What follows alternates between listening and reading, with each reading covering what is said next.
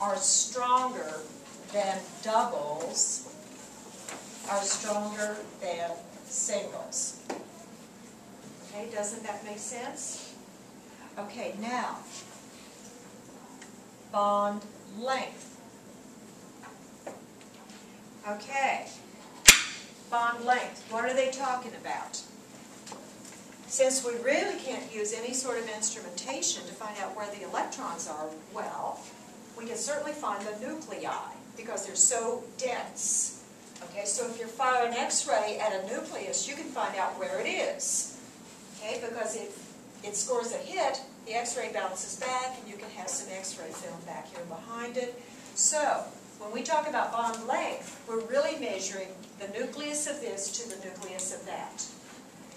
Okay, let's go back. I'm saving Meredith again. Okay, she's hanging out the window of the hotel. If we just have this point of contact, I'm pretty free to move around and she's pretty free to move around. This pulls us closer together. And then if we were tail to tail as well, we'd be closer together yet. So, the strongest bonds are the shortest bonds. And so, this was for bond strength, but for length, triples are less than doubles, are less than singles. Strongest or shortest, S and S. But always refer back, you know, as a memory device, you need to think of me saving Meredith. The more points of contact, you know, the stronger that bond is. Okay? Also, the shorter the bond is, because when you have at least two, you're pulled in really pretty close together. All right, now, let's try another one. Let's try water.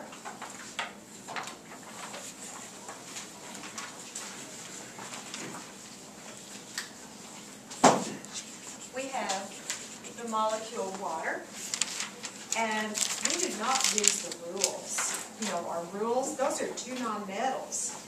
Technically, we should say dihydrogen monoxide. And nobody does that except some idiot on TV in a white coat with a flask in their hand, trying to act smart. Or MIT once put it on their website, signed this petition, do away with this dangerous dihydrogen monoxide. And a bunch of people signed it. Okay? Because, hey, if you stick your head under it too long, it is dangerous. Okay? Or, if it's a tsunami, it's dangerous. Do away with the stuff. Okay, we use water because it's so common. We just use the trivial name, not the official name. Nobody uses the official name for water. Now, let's do the Lewis dot structure for it. So, let's go through. Need and available and share. We got two new things here we've not dealt with before. Hydrogen. Guess how many hydrogen needs? 2. It violates the octet rule because it's so tiny. It only has 1 proton in the nucleus. It could not accommodate or attract 8. If it can have 2, it's isoelectronic with helium. So we have an exception to the octet rule. Remember when I was asking somebody a question, I was saying, if your back's against the wall on need, just say 8. You don't do that with hydrogen because it's an exception and always an exception. Okay, so let's go through need. The other thing that's new here is we have more than 2 atoms. We got 3. And we've only dealt with 2 before. Okay, so let's go through and see what we'll do with it. We have 2 hydrogens, and each hydrogen needs how many, Tran? 2, yeah. And then the oxygen, Tran, needs how many? 8.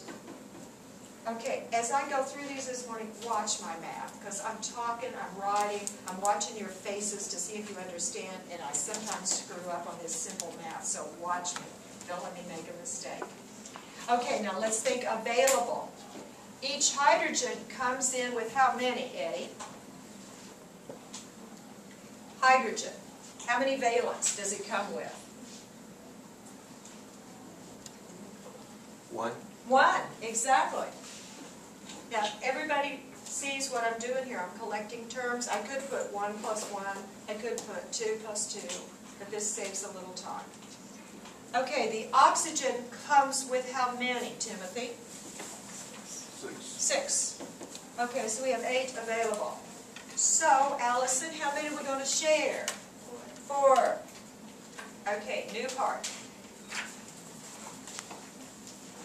If you have something that has more than just the 2 in it, whatever you have one of goes in the middle.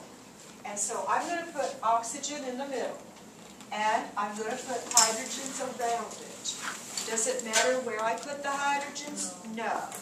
They can be on the sides, they can be on the top and a side, anywhere you want. Because I've said it once, but let me say it again. This does not show you molecular shape. It is bookkeeping. Okay, so we put this in the middle. Okay, now, we're going to share 4. Can I have a triple bond? No. Why not, Bruce? Don't have enough. We don't have enough electrons. You need 6 electrons for a triple. Shall I use a double? No, Why not, Brittany? because you have to link 2 hydrogens to the 1 oxygen. Exactly. If I made a double, which would be 4, I've blown all my electrons in one bonding spot. Can't do it. This guy'd be left out in the cold. Plus, hydrogens only need 2. Hydrogens will never be involved in a double bond. So let's put 2 here and 2 there. Now, after you put your bonding ones in, then I look at oxygen. Now, you pretend these guys aren't here. Think about how many oxygen has access to right now. So, Hina, how many more electrons shall I put here, or how many more pairs? Well, oxygen has 4 right now. Okay, so how many more does it need? 2.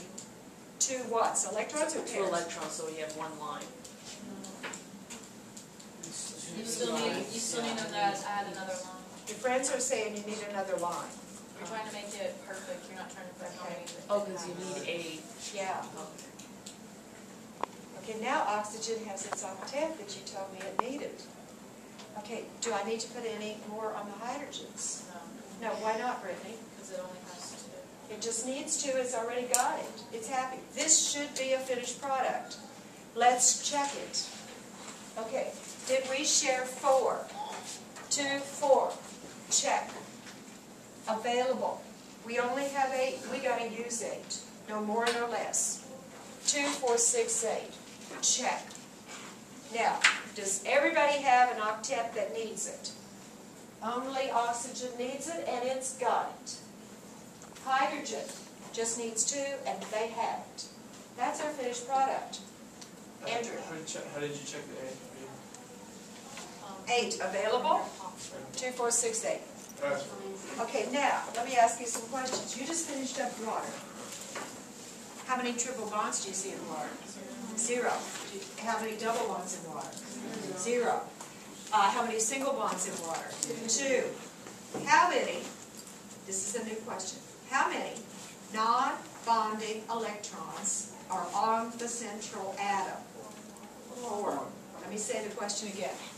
How many non-bonding electrons are on the central atom? Non-bonding electron, here, here. Bonding electron, non-bonding, non-bonding, but there's another word I like better.